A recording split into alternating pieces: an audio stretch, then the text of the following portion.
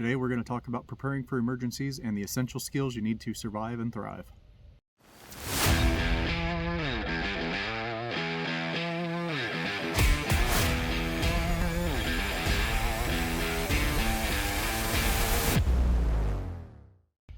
When preparing for emergencies, it's important to consider how you will obtain the necessities like food and water, as well as develop the skills that can help you survive and thrive in uncertain situations. Here are some skills you may want to consider and practice. Food procurement.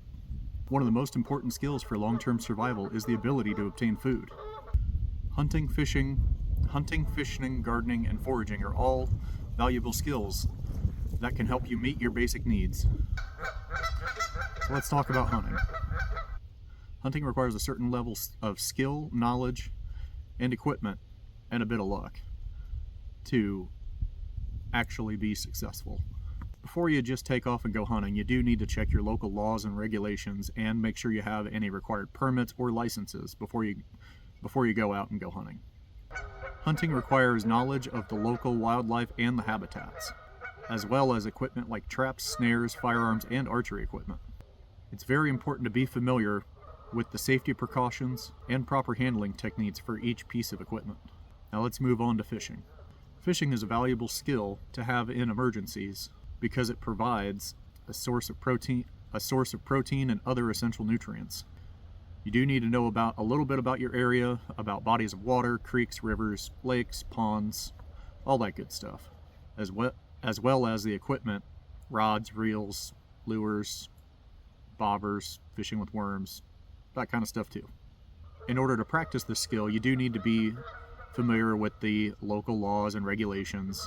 Make sure you get any licenses or permits or stamps or whatever you need for your state or county or country. Let's move on to gardening. Gardening requires knowledge of planting and harvesting techniques, as well as soil composition and nutrient requirements. It's very important to choose plants that are well suited for your climate and local soil conditions.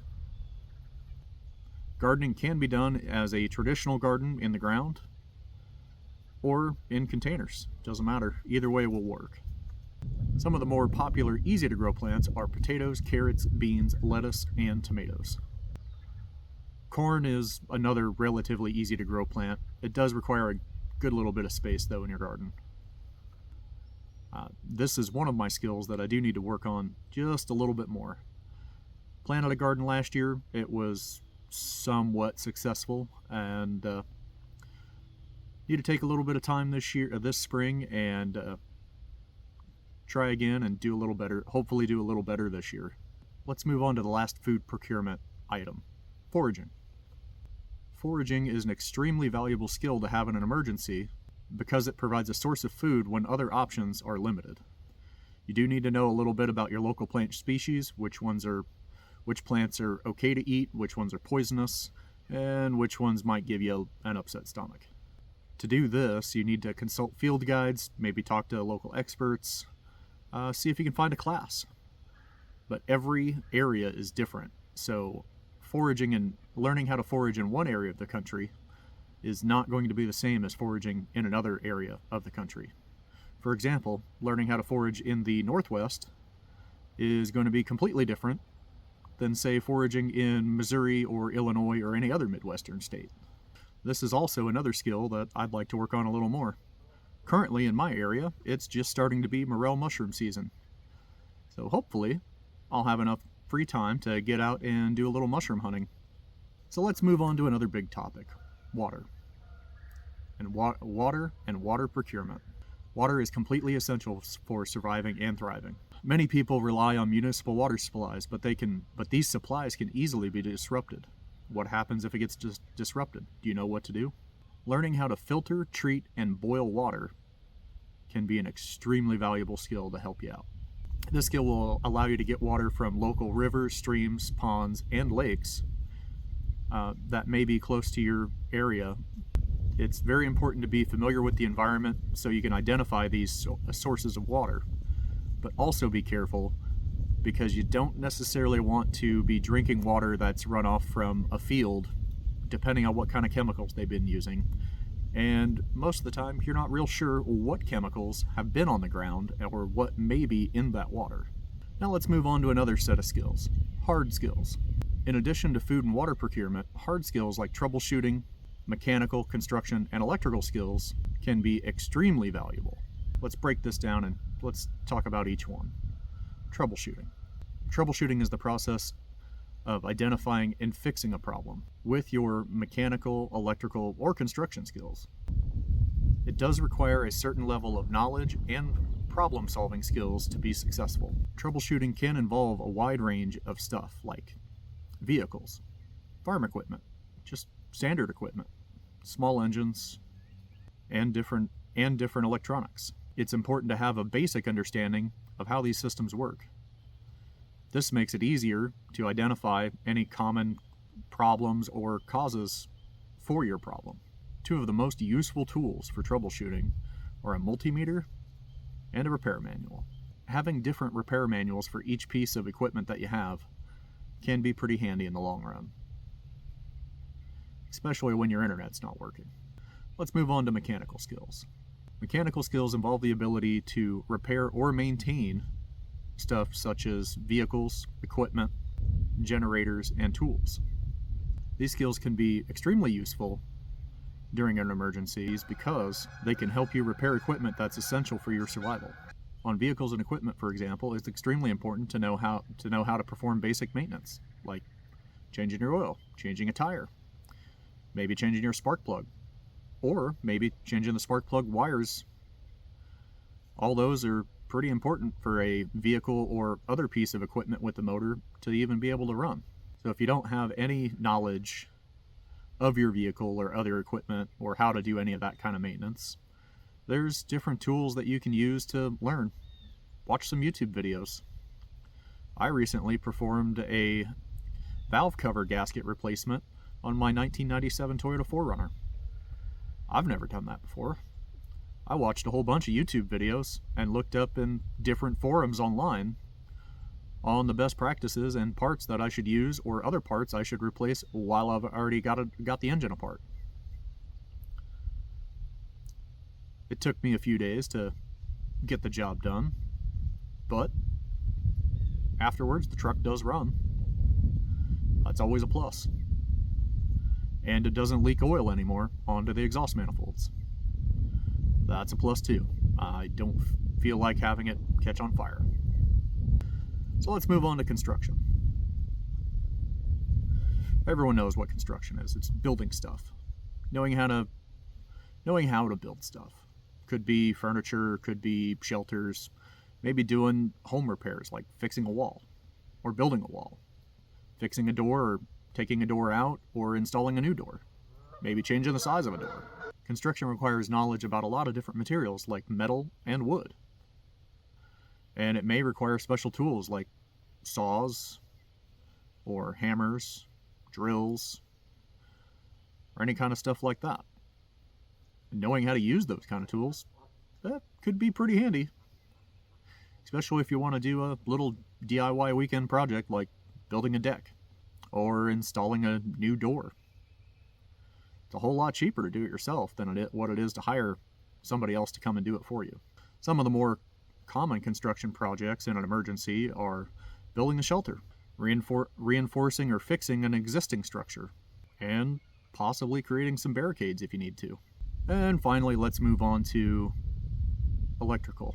Electrical skills are pretty handy because that can allow you to work on generators, solar systems, maybe not just work on or repair them, but possibly design your own solar system or battery backup system for your house.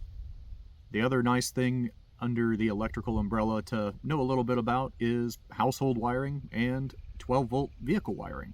Working on electrical stuff requires tools like wire strippers, pliers, crimpers, multimeter, or a circuit tester.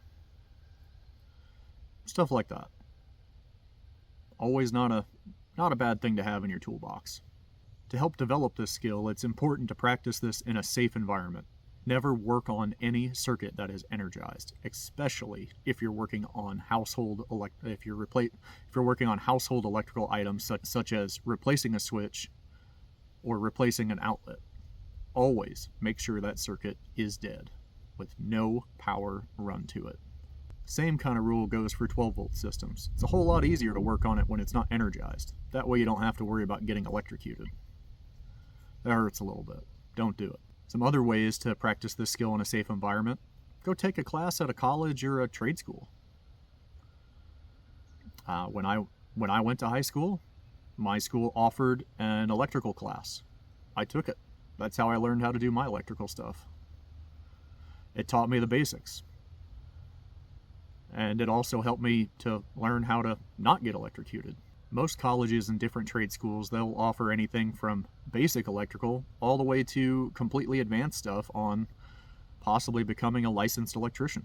It's always a good thing to check out. So let's move on to communications. CB radios, FRS radios, GMRS radios, and ham radios are all good options for communication devices. Your cell phone's also a good thing for communication. But what's your backup if it doesn't work? Take a look at some of these options.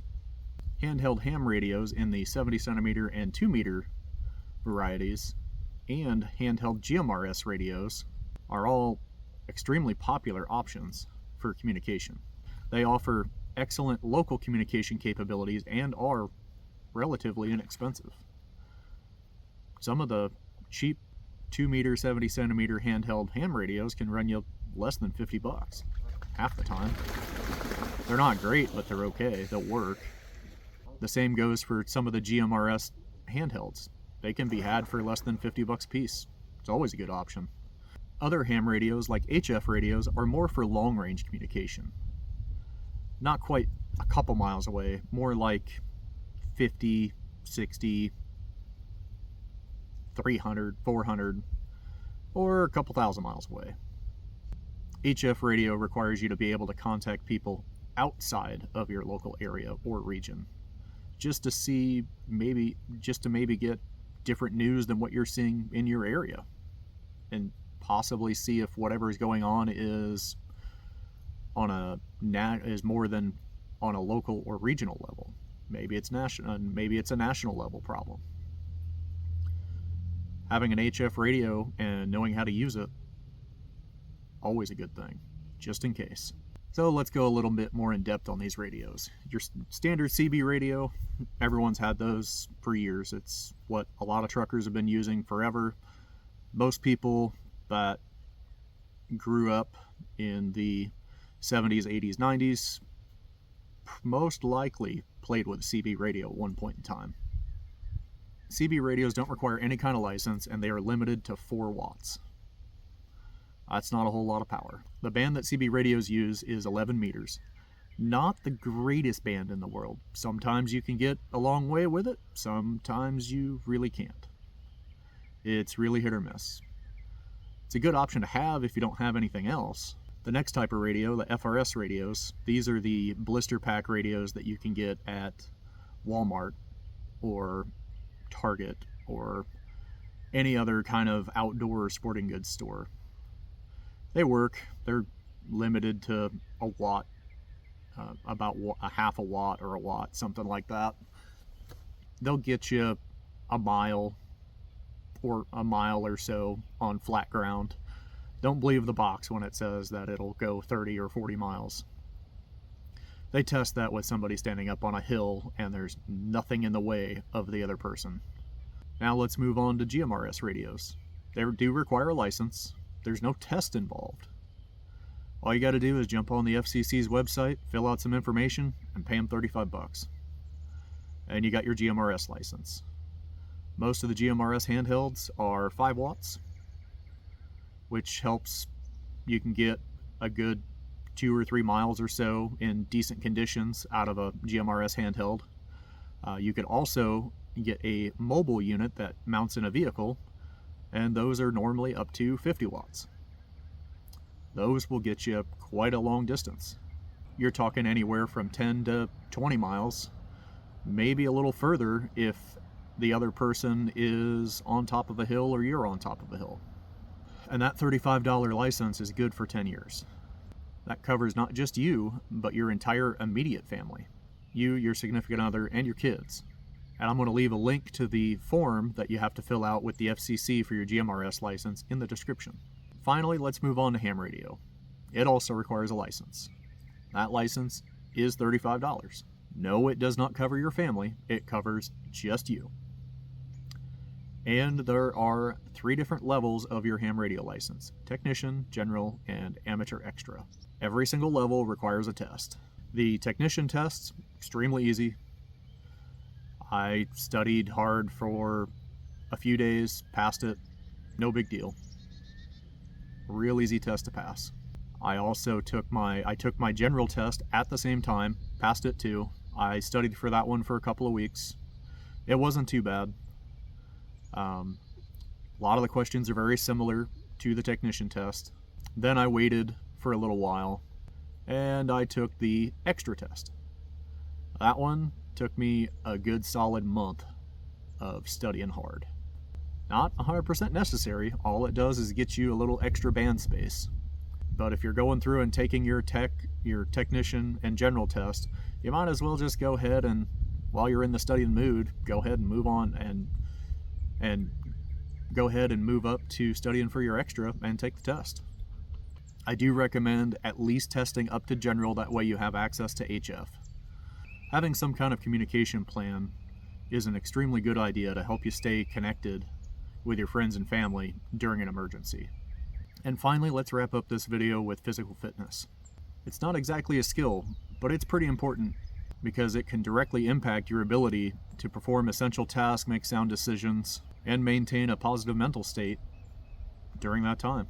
And here's a few reasons why physical fitness is important for survival or an emergency situation. Increased endurance. In a survival situation, you may need to move around or walk around or carry heavy stuff or move heavy stuff around. You don't want to keel over and have a stroke or a heart attack while you're trying to do that. Not very helpful to your friends or family. Also, you'll get some improved strength. Increased strength will also help you move heavy objects, move obstacles out of the way, and help defend yourself during a survival situation. You'll also have better agility and balance. In an emergency situation, you may need to navigate difficult terrain, climb an obstacle, or move quickly to avoid danger. Being physically fit can improve your agility and your balance. Physical fitness can also increase your mental clarity. It can have a positive impact on your mental state, reduce stress and anxiety, and improve your ability to think clearly and make sound decisions. This can be critical in an emergency or a survival situation. It could mean the difference between life and death. In conclusion, by developing these skills, you can increase your self-reliance and ability to survive in uncertain situations. It's important to practice these skills regularly, or obtain the proper training and equipment. It's also important to be aware of potential hazards and to take appropriate safety precautions when working on these skills. You can be better prepared to meet any challenges that may arise in an emergency. If you like this content, please like and subscribe. Have a thought? Drop it in the comments. Thanks for watching. 73.